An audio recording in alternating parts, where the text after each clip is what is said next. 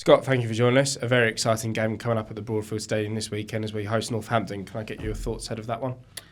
Yeah, obviously important game, big game for us. We've got to win. So our minds are all focused fully on that. So we spoke this morning, debriefed the game from Monday and spoke this morning, and we recognise what we've got to do. And we've got two big games, 2 games we've got to win. And what will be.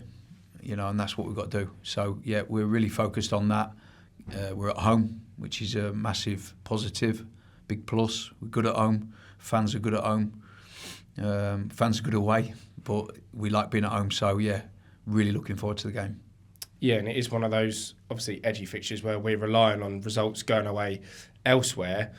Knowing that we have to win, are you planning on not telling the players anything during the game on the basis that regardless of what happens there, we need to win, or will it sort of be a constant line of communication? Yeah, I think we've got to just really focus on us. And like I say, I've said that this morning in the meeting with the players, that what we've got to do is do what we can do, which is win 2 games.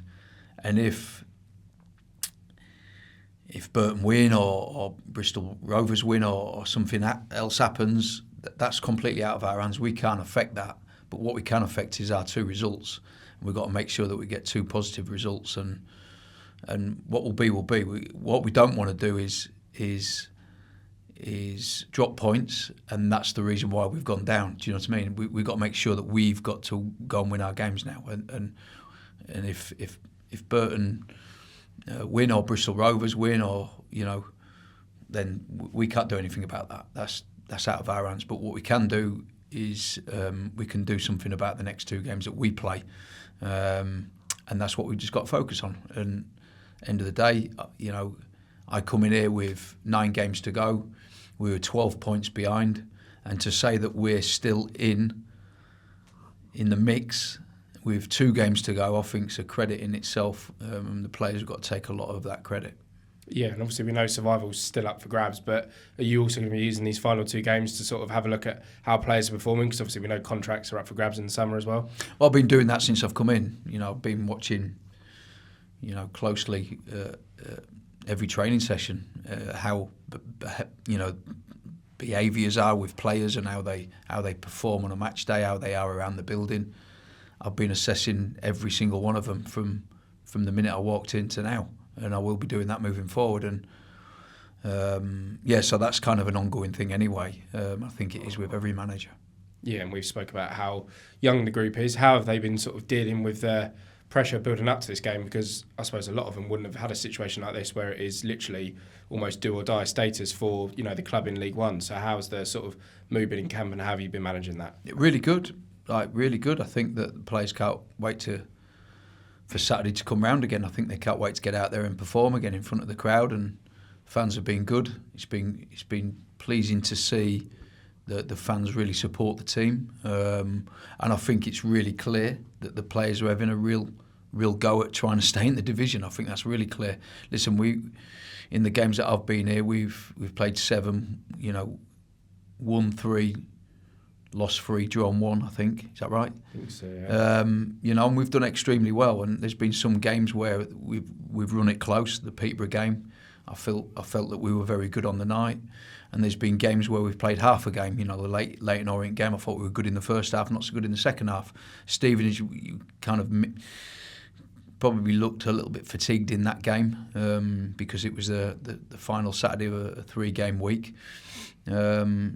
But I think the players have done extremely well, and I think that, like I say, credit to them to be still, or us to be still in the mix with 2 games to go after what we've been through. And I think the players have got to take a lot of credit, and I think the players are also really excited about playing at this time of the season with something to play for.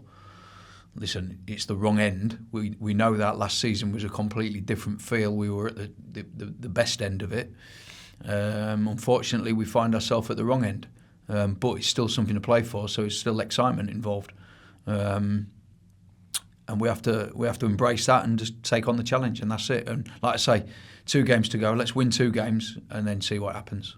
Yeah, we spoke on Monday about the changes made and also some of the positive performances from those coming off of the bench. Have you got sort of a selection headache to make at the weekend, or is it still very clear? No, there's no headache. No, it's never an headache when it's so clear to you. It's never an headache. I think it's really clear to me anyway what the team should look like for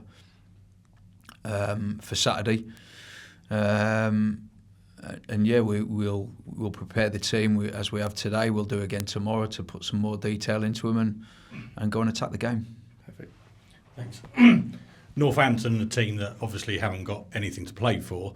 That doesn't mean you prepare any differently for that, does it? And what sort of threats do they pose? Northampton? Oh no, we'll never prepare differently from any game. Every game, it's a process. Every game, it's like clockwork. We do the same thing every game we play in.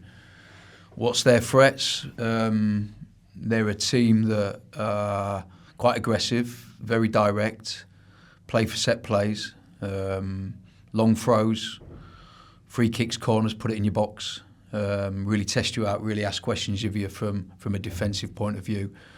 And they've got good players who can do that as well, So yeah, it's going to be a tough challenge.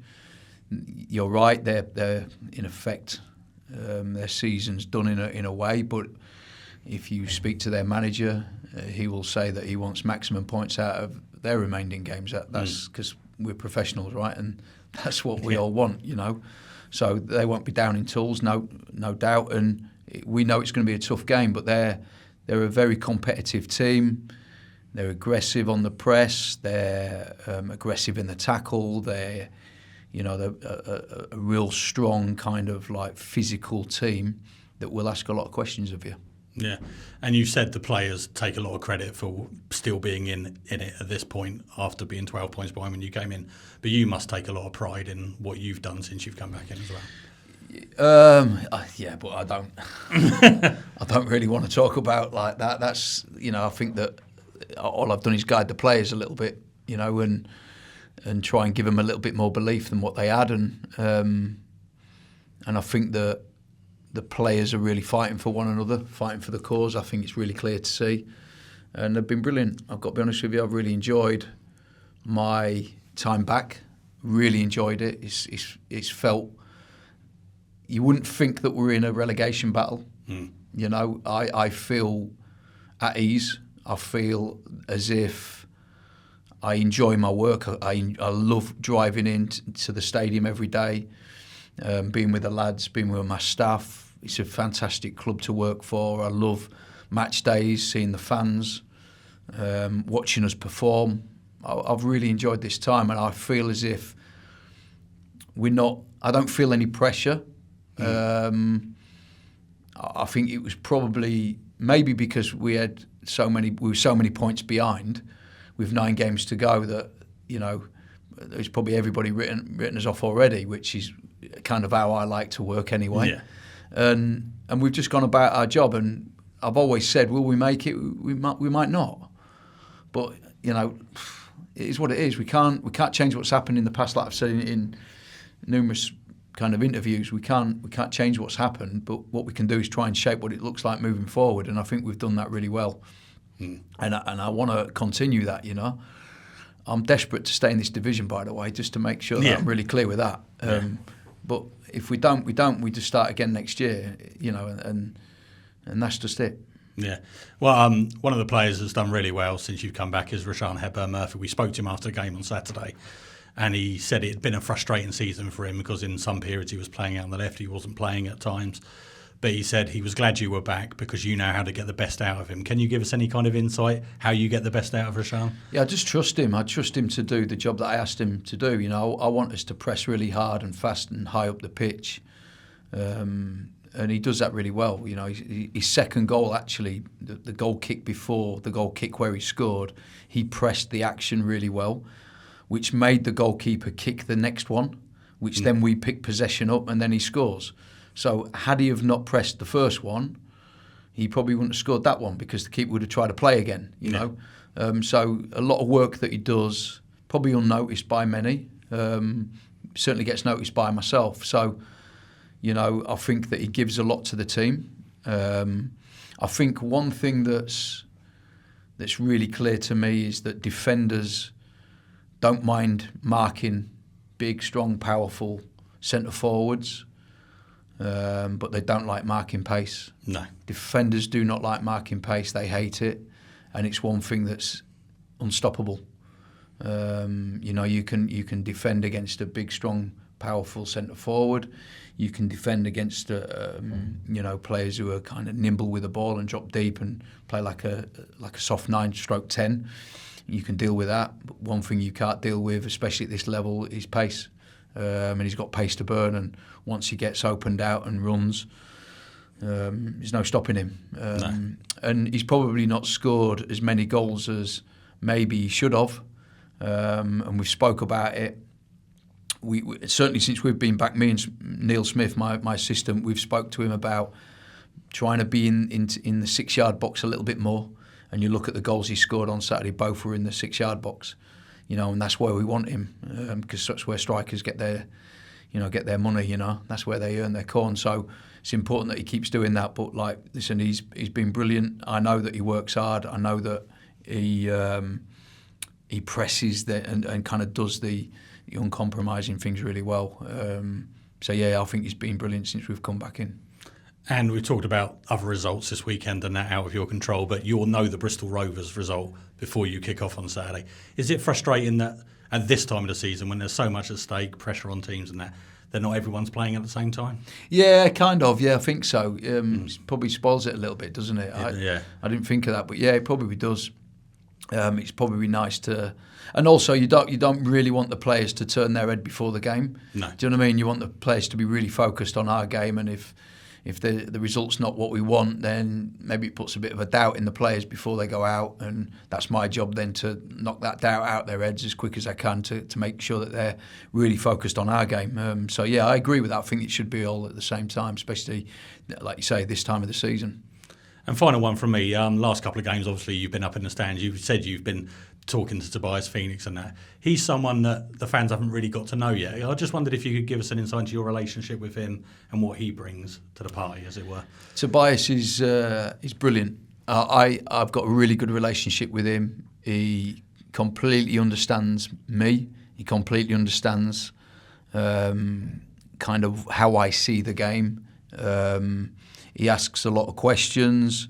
He's a good person to be around. I actually like his company. Really good guy, and he wants what's good for the club. Which is the most important thing. He wants the club to really do well. And to be honest with you, the work he puts in is top class. He works really, really hard. I can ring him at 3:00 in the morning and he's answering his phone. He's one of them, and he never stops working. And if I ask him to do something, it'll be done yesterday, And if I want to look at a player, and he'll know something about his knowledge is really good of players at this level as well. Great relationship with Tobias. I think he's really good for the football club. I just enjoy being with him and I enjoy our conversations. Yeah, good guy, really good guy. Brilliant. Good luck Saturday. Thank you. Jack, thank you for joining us. We'll talk a little bit about how you've come back to Crawley first, but firstly, we'll talk about the game we've got coming up at the weekend, a big one against Northampton. What's the mood been like in the dressing room ahead of that one? It's been really positive, as you could imagine. Really good win against Exeter on Monday. I think we played really well, played as a team. I think you could say we learnt our lesson from the time we played them previous, where we were 4-1 up at half-time and threw it away and drew 4-4, and this time was 3-1 up at half-time, and that was mentioned during the game, remember what happened last time, and I feel like it was a mature performance. I think there could have been a little bit of frustration in the crowd where we wasn't going forward and scoring more goals, but the main thing at this stage of the season is 3 points, and as a young group, I feel like we showed some real maturity in the game. Yeah, and I suppose there's a lot to sort of manage expectation-wise, as you say, with the fans. You obviously want to score as many goals as possible. Ahead of the weekend, it's obviously going to be a difficult one because it's difficult in the sense of we need to win, but at least we know that's all we need to do. So is that sort of a relief in the dressing room that, you're not going to have to worry about checking scores midway through, because regardless, if we don't win, it almost doesn't matter. Yeah, exactly. We need to do what we know we can do, and that's win on Saturday, and hopefully everything else can take care of itself. It all went for us on Monday. and that was a must-win game as well. And if we didn't win, it would have been the same situation. So, look, we're going to keep fighting, and we won't stop. We've put ourselves in this position, and only us can get us out of it. So yeah, hopefully we can get the win on Saturday, and that's what all we'll be trying to do. You're going to be wanting to know obviously the Bristol one's a bit different because they kick off at 12:30, so we're going to know that regardless. With the Burton fixture, are you going to be wanting to know the score during the game, or is it just almost going to be like right, come on, we've done enough at full time, tell us straight away sort of thing? Yeah, I think it'd be one of them where just after the game, I'm sure the gaffer would let us know what's gone on, because as you said, we have to win. So if we're winning and Burton are winning, it's not going to change anything. If we're winning and Burton are losing, it's not going to change anything. We just have to win. So that's all we can control for 90 minutes on the pitch. And when we come in, hopefully we'll get the good news that they've dropped points, and then we've taken it down to the last game. Yeah, and obviously now we'll talk about how you come back to Crawley. Firstly, talk us a little bit about when you heard, because before the Stevenage game, it was fairly late notice, wasn't it? You were still up in Gateshead on Thursday, Friday? So yeah, it was fairly late notice, wasn't it? I got the call on Thursday, and we had Stevenage on the Saturday. So it was Thursday evening I got the call. I travelled down overnight, which was about 5.5 hour journey, I think it was. I didn't train on the Friday, and I met the lads at the hotel on Saturday morning for pre-match and the meetings, and I saw the gaffer, and it was really good. Gave me a big hug and just said welcome back, and on the bench, and it was just really good to be part of the boys again. Like the mood in the camp then, I know they'd just lost to Peterborough, but they'd won 2 games previous, and everyone was high spirits, and it's just been a real breath of fresh air being back here. The place has got like a real spring in its step. I know we lost, I think it was 3 in a row, but we're playing good football, and we know whatever happens, we're going to go down fighting, and hopefully, we can take it down to the last game. Yeah, and I suppose coming back, obviously your ambition is to impress the manager that you've worked with before. I think it's safe to say that you've probably done that. Was it even in your sort of imagination that within the first few games being back, because it takes a while for, obviously you played with us at the start of the season, but it does take a while for players to embed themselves in the team. But you seem to have done that already. So have you almost even taken yourself by surprise in that sense? A little bit, yeah. I feel like in football it's always about chance and a bit of luck and a bit of opportunity. And we've had a couple of injuries, so I guess that sped up the process a little bit. And the manager told me I'd be playing right wing back against Birmingham away, and I think some people would see that as a bit of a time to go in their shell. But I was with the gaffer in the office, and I was rubbing my hands together, going, "That's fine. Ready, I'll do that, no problem." And we got a really good result there. We could have actually won the game, and that would have been perfect. But and kept my place in the team for Exeter, and feel like we played really well there as well. So hopefully we do really well against Northampton and just keep going to the end of the season. Yeah, I was going to ask you a little bit about that sort of right wing back position, because I bet when you were recalled, that was the last position that you probably thought, other than in goal, that you were going to play. Obviously, we know what your attributes are. You like to pass and you like to score goals. From right wing back, it's almost a different role, isn't it? But it's one of those. Do you almost see yourself as the Trent that can do everything from that position? No, I wouldn't say I can do everything. It's been really enjoyable. It's something I've never ever done before. It's taken me a bit by surprise how kind of well I've done in the position over the 2 games, because it's been 2 hardish games, and I feel like I've held my own a bit, and I've been quite proud of myself, because I've never done it before, and it's been quite natural. But when you've got Smudge on the sideline and Dicko just talking you through the game and giving you ideas, and then the manager comes in at half time, because he's been in the stands for the last 2 games, he can see a bigger picture and he can tell me what to do. So with all the help around, it made it a lot easier, and just want to just play as many minutes as possible. It doesn't matter if it's in the mid or on the right. I think I played up front under the gaffer at the start of the season against Brighton. So I've kind of done a bit of everything this season. Perfect. Brilliant. Going back to Gateshead, how did you find that experience, and has it changed you in any way as a player, do you think? Yeah, definitely. I really liked my time there. Started really well, played I think it was 12 games for Gateshead, and it was a really, really nice club, really good players and good staff there. I feel like I've matured as a player, even though it was only 2 months. I feel like I learnt the game a lot more than I have done in the recent few years, and yeah, just added a few things to my game that I probably didn't have before. Yeah. And how has Scott changed the place? We all know what Scott's like. We've seen him before, you worked with him before. But coming back with Scott in charge, how had the place changed and what's he done with the players to give them that boost in this final running? It's hard. Like, Gaffer's just a gaffer. Like, he's so bubbly, so energetic. He makes you happy. He makes you want to play for him. And he just brings a breath of fresh air, like energy around the place. And he gives you that freedom to play and express yourself. So yeah, it's been really enjoyable being back under him. I know how he's played. I was with him for 18 months before I went out. Oh, yeah, a bit longer than that before I went out on loan. So yeah, I know how he plays. He knows how I play. So we've got a good relationship. Yeah, and going into these last two games, obviously you know what you've got to do. Can you do it? Of course we can. Like, we're Crawley, and no one thought we could get promoted last year. No one gave us a chance this year. And with 2 games left, we're still fighting. Yeah, we would rather be in a better position, but that's football. We can't dwell on the past. We can only focus on the next 2 games. And if it's not meant to be, it's not meant to be. But it won't be through the fault of trying. We're all going to leave everything on that pitch on Saturday. And if we get through that game, we'll leave everything at Shrewsbury away. And what's your message to the fans going into the last home game of the season? Come and support us. You know, I think our work ethic might have been questioned at times this year, but I don't think that'll be a problem. It'll be full attacking play and everyone giving everything to get the 3 points. Brilliant. Thanks, Jack.